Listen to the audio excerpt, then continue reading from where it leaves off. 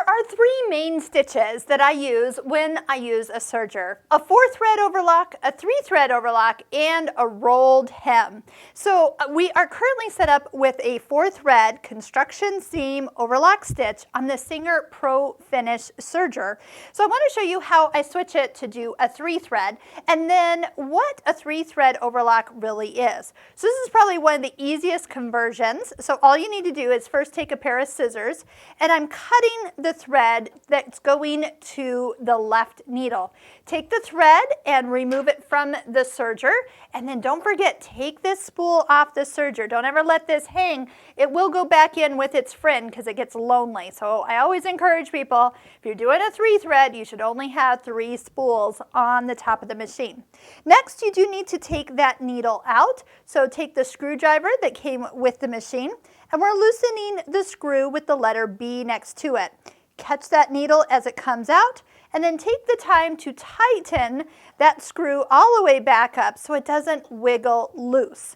So a 3-thread overlock is like a 4-thread, but it's only got the inside needle. A lot of times I'll use this to go around just a single layer of fabric, especially if I'm working on something that might be needing to be fitted, and I don't want to actually sew that seam and then cut something off that I might not actually want cut off. So this is a great way of just serging the edges along your fabric. Something happened that usually is asked about. So see where it looks like the loops are hanging off the edge? So many times people think this is a tension problem.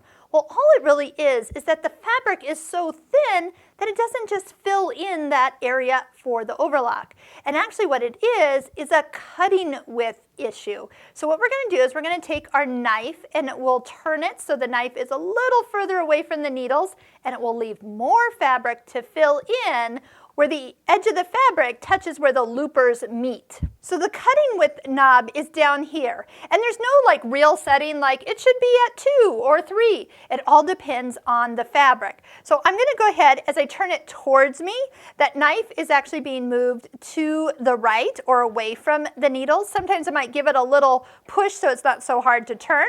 And then as I stitch again, you'll notice how much fabric is left to fill in that edge. Better, but I bet I could bring it a little bit further, but it's already looking 10 times better than when I sewed it the first time.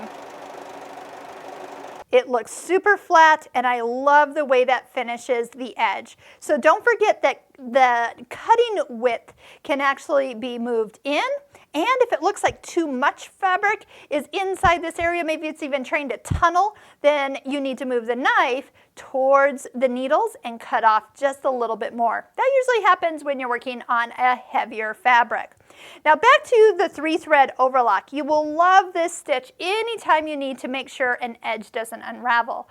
Great example is if you do love to wash your fabric before you use it. You'll notice that the 2 cut edges, not the selvage edges, the 2 cut edges are going to unravel in the wash and in the dryer. So if you just take it to your serger, do a 3-thread overlock down each edge, you will find that that is no longer a tangled mess when you're done.